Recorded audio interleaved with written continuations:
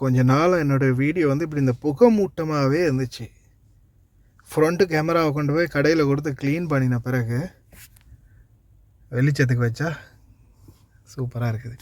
அஸ்ஸலாமு அலைக்கும் வரஹ்மத்துல்லாஹி வபரகாத்துஹு. அன்பார்ந்த அனைத்து உறவுகளுக்கும் இனிய இரவு வணக்கம்.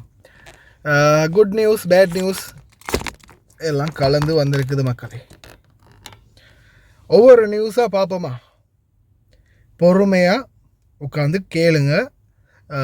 இது வீடியோ பார்க்காடியும் சரி, கட்டாயம் நியூஸை கட்டாயம் கேளுங்க. ஏன்னா ஒவ்வொன்றும் எங்களுக்கு பெருமதியான நியூஸ் தான். முதலாவதாகவே நாம் ஒரு கெட்ட செய்தியை பார்த்துட்டு போயிடலாமா? புதிய குடியிருப்பு ஓட்டுநர் அல்லது பிரதிநிதி தொழில் பணிபுரியும் நுழைவு அனுமதி வழங்குவது அனுமதிக்கப்படாது. குவைத்தில் வசித்து வந்த வெளிநாட்டவருக்கு அவர் நாட்டிலிருந்து புறப்பட்ட நாளிலிருந்து 2 ஆண்டுகள் கடந்த பிறகு மாத்திரமே அவருக்கு மறுபடியும் விசா அனுமதிக்கப்படும். காதிம் ஷூன் டிரைவிங் விசாவிலிருந்து இன்றைக்கி தான் ஒஃபிஷியலாக இஷ்யூ பண்ணியிருக்கிறாங்க. காதிம் விசா, ஷூன் விசா, எந்த ஒரு விசாவாக இருந்தாலும் டிரைவர் கேட்டகரியில் இருந்து போகிறவங்களுக்கு, டிரைவராக இருந்து கேன்சலில் போகிறவங்க இனி 2 வருஷத்துக்கு அப்புறம் தான் திருப்பி கோயிட்டுக்குள்ளே வரலாம். எந்த விசாவிலையும் விசா கிளம்பாது அப்படின்னு சொல்லிட்டாங்க. அதே மாதிரி ரெப்ரசன்டேட்டிவ் அவங்களுக்கும் இது பொருந்தும் அப்படின்னு சொல்லியிருக்கிறாங்க. இது கொஞ்சம் பேர்ட் நியூஸ் தான், கொஞ்சம் கவலையாக இருக்குது. அடுத்ததா ஃபேமிலி விசிட் விசா மற்ற விசிட் விசாக்கள் அதில் வாரவங்களுக்கு இப்போது அவங்களுடைய விசாவை வந்து புதுப்பிக்கிறலாம். அதாவது விசிட் விசாவில் இருக்கிறவங்களுக்கு ஒர்க்கிங் விசாவுக்கு மாற்றிக்கொள்ளக்கூடிய அனுமதியை வழங்கியிருக்கிறாங்க. செம்மையான குட் நியூஸ். இதில் முதலாவது அரசு வருகை விசா வைத்திருப்பவர்கள், எந்த ஒரு அமைச்சகம், பொது அதிகார சபை அல்லது நிறுவனத்திற்கும் அரசாங்க வருகை விசாவில் குவைத்திற்குள் நுழையும் நபர்கள், அதாவது விசிட் விசாவில் நுழையும் நபர்கள் பல்கலைக்கழக பட்டம் அல்லது சிறப்பு தொழில்நுட்ப தகுதி பெற்றிருந்தால் தங்கள் விசாவை குடியிருப்பு அனுமதியாக மாற்றலாம். இந்த மாற்றத்திற்கு குடியிருப்பு விவகாரங்களுக்கான பொது நிர்வாக இயக்குனர் ஜெனரலின் ஒப்புதல் தேவை. சரி, இது முதல் கேட்டகரி. இன்னும் இருக்குது.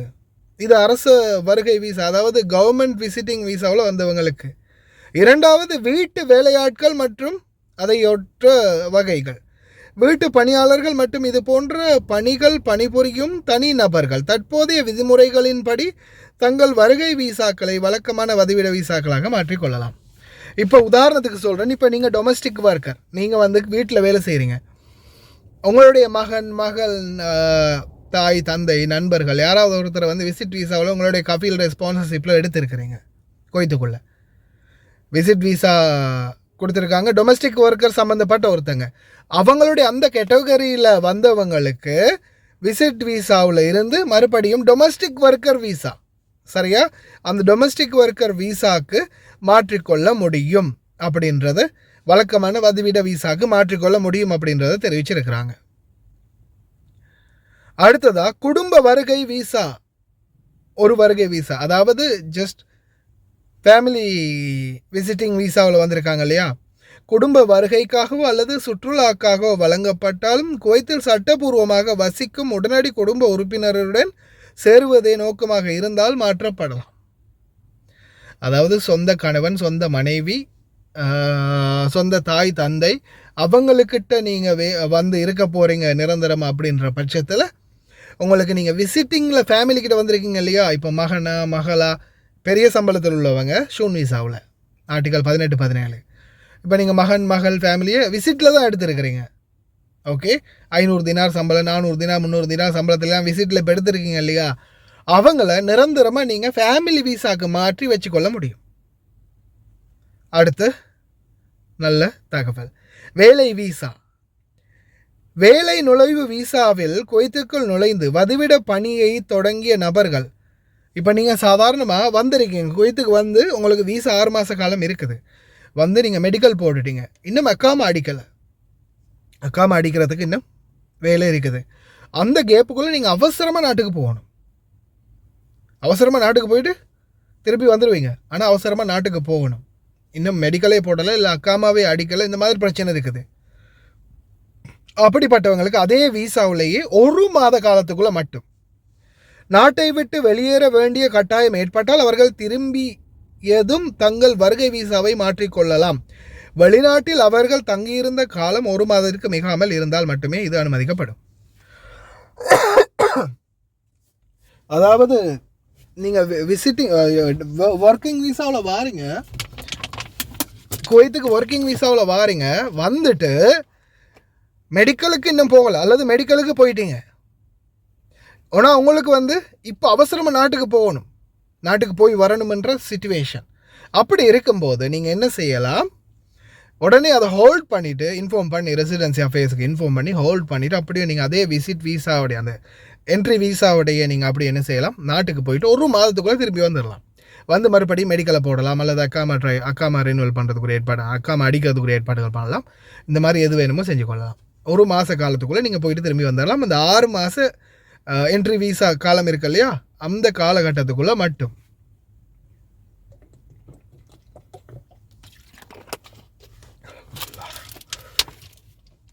அந்த தகவலை வெளியிட்டிருக்கிறாங்க.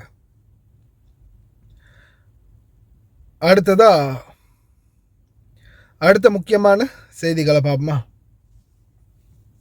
இன்னொரு முக்கியமான தகவலை கொடுத்துருக்குறாங்க. நிர்வாக ரீதியாக நாடு கடத்தப்படுவதற்கான 3 வழக்குகள் குவைத்தை சேர்ந்த வெளிநாட்டவர். அதாவது 3 கேட்டகரியில் நாடு கடத்த முடியும் அப்படின்னு சொல்கிறாங்க. குவைத்திலிருந்து ஒரு வெளிநாட்டவரை நிர்வாக ரீதியாக நாடு கடத்த 3 வழக்குகள், மிகப்பெரிய வழக்குகள். அதில் ஒன்று, அவருக்கு குவைத்துக்குள் வருமானம் ஆதாரம் இல்லை என்றால், நீங்கள் குவைத்துக்குள்ள ரெசிடென்சி எதுவுமே இல்லாமல், அதாவது அக்காமா இல்லாமல் இருக்கிறீங்க இல்லையா, அக்காமா இல்லாமல் இருக்கிறவங்க, சட்டவிரோதமாக இருக்கிறவங்க இந்த நாட்டை விட்டு நாடு கடத்தப்படுவாங்க. ஒன்று. இரண்டாவது, அவர் தனது அரசாங்க முதலாளியின் அனுமதியின்றி அல்லது தகுதி வாய்ந்த அதிகாரிகளின் அனுமதியின்றி வேறொருவருக்கு வேலை செய்தால். ரெகுலராக இப்போ வரைக்கும் நடந்துக்கிட்டு இருக்கிறது. என்ன சொல்கிறாங்கன்னா, குவைத்தில் நீங்கள் உங்களுடைய முதலாளியோடைய அனுமதி இல்லாமல், அதாவது எப்படியும் அனுமதி இல்லை, காதிம் வீசாவில், ஷூன் வீசாவில் இருக்குது அந்த பார்ட் டைம் கேட்டகரி இருக்கு இல்லையா, அதில் நீங்கள் பார்ட் டைம் வேலைக்குரிய அப்பாயின்மெண்ட் பண்ணிவிட்டு ரெசிடென்சி அஃபேர்ஸுக்கு நீங்கள் வேலை செய்யலாம். ஆனால் காதிம் வீசாவுக்கு நீங்கள் அக்காம அடித்த ஸ்பான்சரை தவிர வேறு யாருக்கிட்டையும் வேலை செய்ய இயலாது. சட்டம் அதுதான். அப்படி வேலை செஞ்சால் வேறொருவருக்கு நீங்கள் போய் வேலை செஞ்சீங்கன்னா நாடு கடத்தப்படலாம். உள்துறை அமைச்சர் தனது நீக்கம் பொது நலனுக்காக இருப்பதாக கருதும் வழக்குகள். அதாவது நீங்கள் ஏதாவது ஒரு இந்த நாட்டுக்கு எதிரான சட்டவிரோதமான செயல், இந்த நாட்டுக்கு எதிரான ஏதாவது ஒரு மிகப்பெரிய பாரிய தேச துரோக குற்றவாளிகள் செஞ்சீங்கன்னா அதுலேயும் உங்களுக்கு இந்த நாட்டை விட்டு நாடு கடத்த வேண்டி வரும். அதே மாதிரி இன்னும் நிறைய விடயங்கள் இருக்குது. ரோட்டில் சண்டை பிடிக்கிறது, திருடுறது, அதே மாதிரி அனாச்சாரமான விடயங்களில் ஈடுபடுறது, சோஷியல் மீடியாக்களில் தேவையில்லாத பதிவுகள் இருக்கிறது, சோஷியல் மீடியாக்களில் அல்ஹம்துலில்லாஹ் பொது ஒழுக்கங்களை மீறி செயல்படுறது, இந்த மாதிரியான விடயங்களில் கூட நாடு கடத்தப்படலாம்.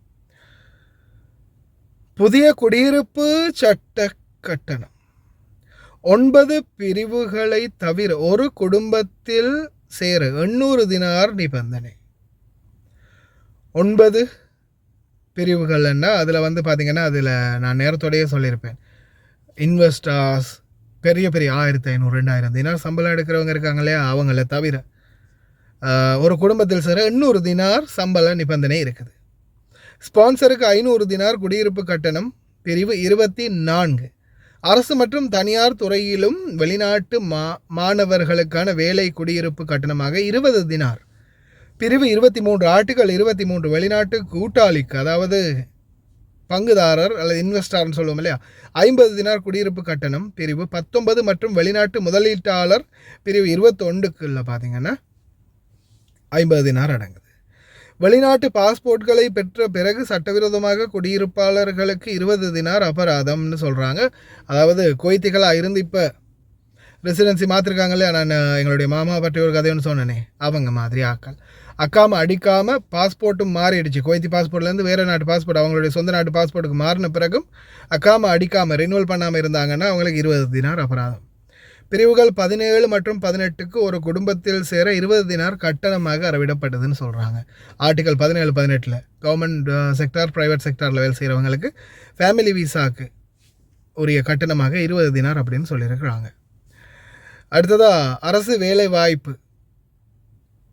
அரசு நிறுவனத்தின் வேண்டுகோளின் பேரில் வருபவர்கள் குவைத்திற்குள் நுழைவதற்கான அனுமதிக்கப்பட்ட குடியிருப்பு அம்சங்கள்னு தெரிவிச்சிருக்கிறாங்க.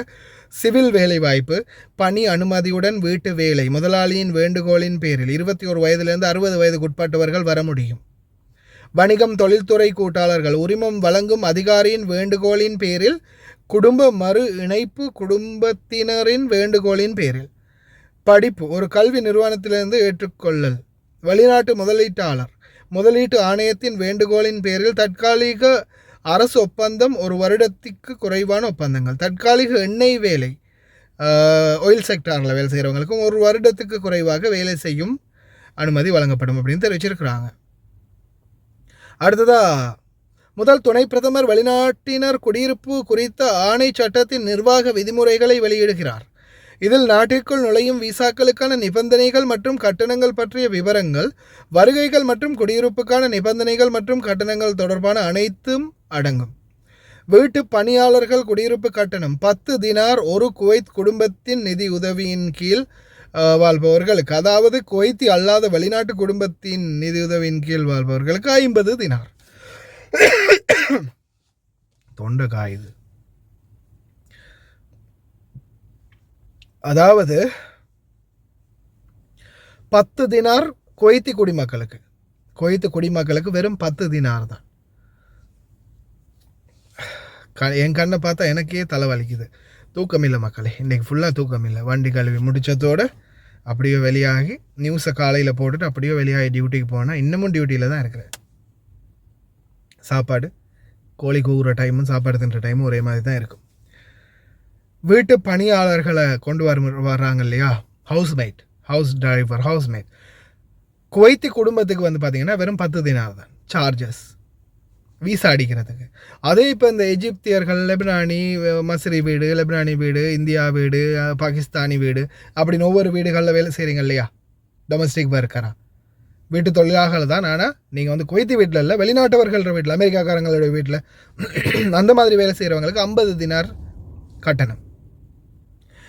தொழிலாளர்களின் எண்ணிக்கையை தீர்மானித்தல் அப்படின்ற இதில் போட்டிருக்கிறாங்க. ஒரு குடும்பத்தில் 6 பேர் இருந்துச்சுன்னா, ஒரு குடும்பத்தில் 6 பேர் இருக்கிறாங்க, அம்மா அப்பா குழந்தைகள் 4 பேர்னு வச்சுக்கோமா, அப்படி இருக்கலாம். 4 பேர் குடும்பம், 6 பேர் மொத்தத்தில், அம்மா அப்பா குழந்தைகள் 4 பேரோட 6 பேருக்கு 3 தொழிலாளர்கள், அதாவது ஒரு டிரைவர் 2 பணிப்பெண்களுக்கு அனுமதி இருக்குது. 6க்கு மேற்பட்ட உறுப்பினர்களை கொண்ட, அதாவது 6லேருந்து 9க்கு உட்பட்டவங்களுக்கு பார்த்திங்கன்னா 4 தொழிலாளர்கள், ஒரு டிரைவர் வச்சுக்கொள்ளலாம், ஒரு ஹவுஸ் பாய் வச்சுக்கொள்ளலாம், 2 பணிப்பெண்கள் வச்சுக்கொள்ளலாம், அல்லது ஒரு டிரைவரும் 3 பணிப்பெண்களும் வச்சுக்கொள்ளலாம், அல்லது 2 டிரைவர் 2 பணிப்பெண்கள் வச்சுக்கொள்ளலாம். 9க்கு மேற்பட்ட, அதாவது 9க்கு மேற்பட்டா ஒரு வீட்டில் பாபாவும் மாமாவும் அப்பாவும் அம்மாவும் இருக்கிறாங்க, அவங்களுடைய அம்மாவும் அப்பாவும், அப்போ அப்படின்னா எல்லாம் மொத்தம் அதில் பெரியாக்கள் 4 பேர், சிறுவர்கள் குழந்தைகள் தம்பி தங்கச்சி கல்யாணம் கட்டாதவங்க அப்படின்னு அந்த ஒரு மாதிரி கூட்டு குடும்பமாக 9க்கு மேற்பட்டவங்க இருந்தால் 5 பேர், அதாவது 3 டிரைவர் 2 பணிப்பெண், அல்லது 2 டிரைவர் 3 பணிப்பெண், அல்லது 2 டிரைவர் ஒரு க்ளீன் பண்ணக்கூடிய ஒரு என்ன சொல்கிறது அதுக்கு, ஹவுஸ் பாய் வேலை செய்கிற ஒருத்தர், ஹவுஸ் பாய் 1, டிரைவர் 2 பணிப்பெண், இந்த மாதிரி கூட வச்சுருக்கலாம். 5 பேர் வச்சுருக்கிறதுக்கு அனுமதி இருக்குது. தொழிலாளர்கள் 5 பேருக்கு அக்காம அடிக்கிறதுக்கு அனுமதி இருக்குது அப்படின்றது சிம்பாலிக்காக சொல்கிறாங்க, விளங்குதா? 6 பேர் இருக்கிற குடும்பத்தில் 3 பேருக்கு அக்காம அடிக்கலாம். 6 பேர்லேருந்து 9 பேருக்குள்ளே இருக்கிறவங்களுக்கு 4 பேருக்கு அக்காம அடிக்கலாம். 9க்கு மேற்பட்ட உறுப்பினர்களை கொண்ட வீடுகளுக்கு 5 பேருக்கு அக்காம அடிக்கிறதுக்கு அனுமதி இருக்குது. சிலர் இந்த மாதிரி சான்ஸை வச்சு தான் 5 பேருக்கு 4 பேருக்குன்னு வெளியில் அக்காம அடித்து கொடுத்து பொழப்பு நடத்துகிறாங்க. சரி, அவ்வளவுதான் தற்போது கிடைத்திருக்கிற செய்தி. தெளிவாக இருக்கும்னு நினைக்கிறேன். ஆனால் இதில் பெஸ்ட்டான நியூஸ் என்னென்னு பார்த்தீங்கன்னா, விசிட் விசாவில் வந்தவங்களுக்கு ஒர்க் விசாவில் மாற்றிக்கொள்ள முடியும் அப்படின்றது தான். அல்ஹம்துலில்லாஹ், சூப்பர். ஓகே மக்களே, இந்த தகவலை முடிந்த வரைக்கும் நண்பர்களுக்கும் ஷேர் பண்ணுங்கள். இன்னொரு வீடியோவில் சந்திக்கலாம்.